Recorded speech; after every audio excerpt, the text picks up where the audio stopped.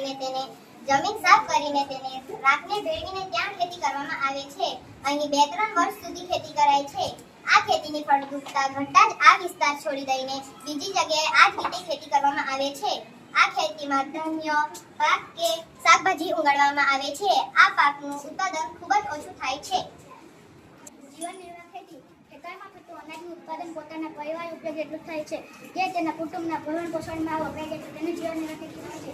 આ પ્રકારની ખેતીમાં મુખ્યત્વે બાજરી, ઘઉં, ડાંગર, નાગલી વગેરે રોપવામાં આવે છે.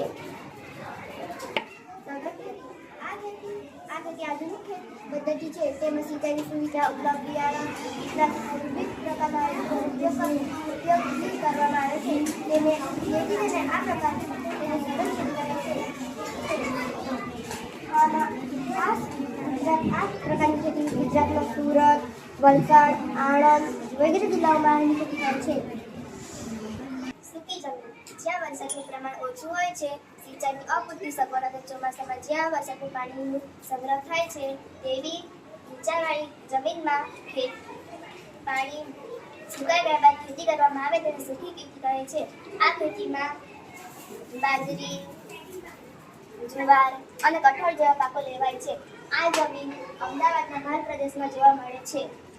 આ ખેતીમાં આમળા, ઝાડ, લીંબુ વગેરે ફળોની માનવજાત સાથે ખેતી કરાય છે.